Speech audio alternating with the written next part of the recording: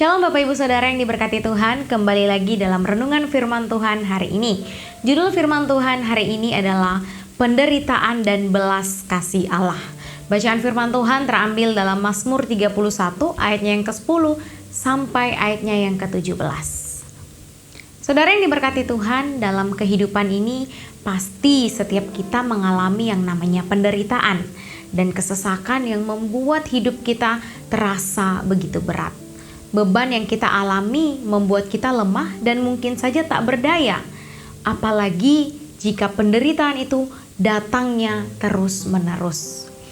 Firman Tuhan hari ini mengingatkan kita, pemazmur mengalami penderitaan dan apa yang dilakukan pemazmur dalam menyikapi penderitaan tersebut.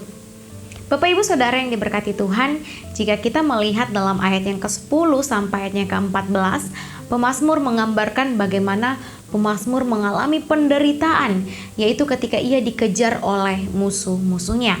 Dikatakan bahwa ia merasa sesak, matanya kabur, jiwanya merana, hidupnya penuh dengan duka, penuh dengan keluh kesah, kekuatannya yang merosot, tulangnya menjadi rapuh, dia menjadi bahan celaan orang lain.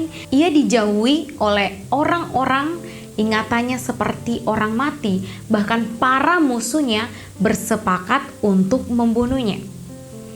Saudara yang diberkati Tuhan, dari bagian ini kita bisa melihat dan membayangkan penderitaan yang dialami oleh Daud, baik itu secara fisik dan juga mentalnya.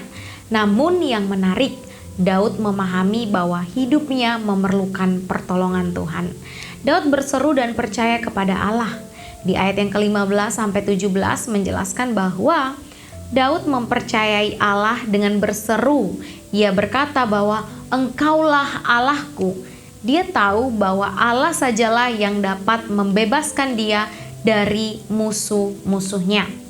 Daud mempercayakan hidupnya kepada Allah, bahwa kehidupannya sepenuhnya ada di dalam Tuhan. Daud juga memohon kepada Allah agar Allah tidak berpaling daripadanya.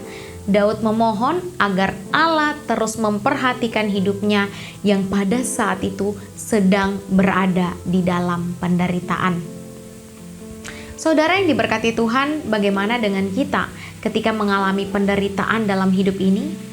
Mungkin penderitaan yang kita alami saat ini adalah kelemahan tubuh atau sakit penyakit, pekerjaan yang tidak jelas, pekerjaan yang tidak beres, permasalahan keluarga, ekonomi, pendidikan, dan lain sebagainya.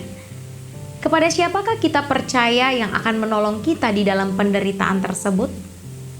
Apakah saudara bersandar pada kekuatan saudara sendiri atau meneladani Daud yang datang kepada Allah, mempercayai Allah dan memohon belas kasihan Allah untuk menolongnya? Kiranya melalui perenungan firman Tuhan hari ini kita bisa belajar seperti Daud yang mencari Allah dalam setiap penderitaannya. Amin. Tuhan memberkati kita dengan firman-Nya.